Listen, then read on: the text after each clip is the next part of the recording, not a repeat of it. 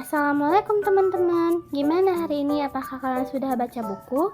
Hari ini aku akan menceritakan tentang sebuah kisah yang isinya tentang sebuah persahabatan. Untuk itu, aku akan memperkenalkan diri aku, nama aku yaitu Giska Nabila Syahira, NIM 23234068. Hari ini aku akan menceritakan tentang sebuah kisah yaitu yang berjudul Kisah Seekor Camat dan Kucing yang Mengajarinya Terbang, karya Louis Sepulveda.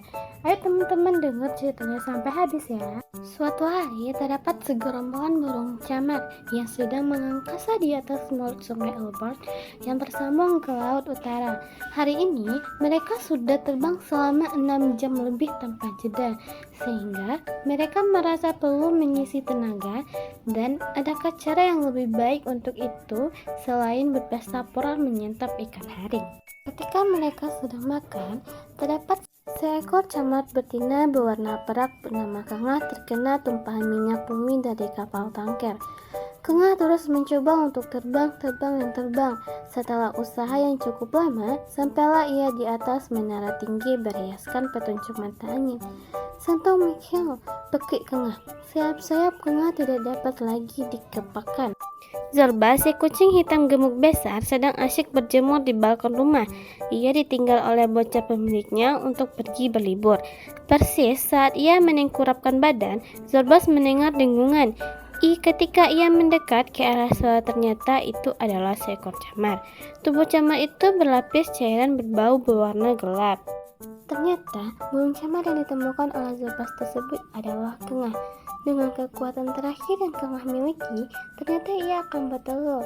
Berjanjilah untuk tidak memakan telur ini, ucap Kengah.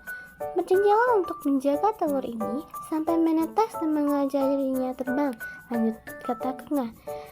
Aku berjanji, dan sekarang istirahatlah, balas Zorbas tidak tegas. Melihat Kengah yang semakin lemas, Zorbas berusaha mencari bantuan, mulai dari kolonel, sekretario, dan profesor, namun Zorbas tidak mendapat bantuan apapun. Ketika kembali ke rumahnya, ternyata Kengah sudah tidak bernyawa. Ternyata Zorbas menepati janjinya. Ia menjaga dan merawat telur tersebut hingga menetas.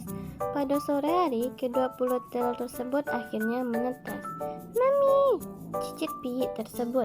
Pada hari ketiga Pi lahir, Zorbas meminta bantuan kepada Banyu Biru untuk mengetahui jenis kelamin si Pi.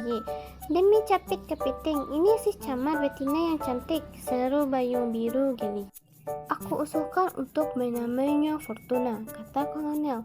Mereka semua setuju, lantas mengiyakan ritual penamaan kucing-kucing pelabuhan. Hari demi hari Fortuna tumbuh menjadi camat betina yang cantik. Sekarang, janji terakhir Zorbas adalah untuk mengajari Fortuna terbang, serta usaha dari Zorbas dan temannya. Fortuna tidak kunjung terbang. Akhirnya, Zorbas meminta untuk melanggar pemali mengiung dengan bahasa manusia. Setelah berempuk untuk meminta tolong kepada siapa, keputusan terakhir jatuh kepada manusia majikan Bubulina. Zorbas pun sampai di rumah manusia tersebut, dan ia mulai meminta bantuan. Kau bicara, pekik manusia itu. Ya, aku dapat mengiung dengan banyak bahasa, balas Zorbas tak acuh.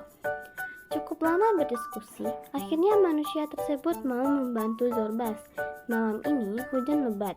Di atas menara lonceng Santo Michael, manusia dan Zorbas mengajarkan Fortuna terbang. Aku takut, Mami, Fortuna berkoar. Kau akan terbang, Fortuna. Tarik nafas dan rasakan hujannya. Zorbas mengiung dengan sabar.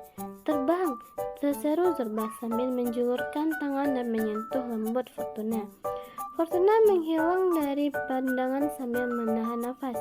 Fortuna mengepakkan sayap dan terbang tinggi. Aku terbang, Zorbas, aku terbang, Fortuna berteriak girang. Nah, Pus, kita berhasil, ucap sambil menghela, kata manusia. Zorbas duduk sambil memandangi camat tersebut, sampai ia tidak tahu lagi apakah tetes hujan atau air mata yang memenuhi matanya. Sampai di sini cerita yang tentang seekor camat dan kucing yang mengajarinya terbang, karya Louis Sepulveda. Nah, gimana teman-teman? Apakah kalian mempunyai pendapat tentang seekor kucing tersebut? Apa pelajaran yang dapat kita ambil dari cerita ini? Semoga bermanfaat ya. Terima kasih.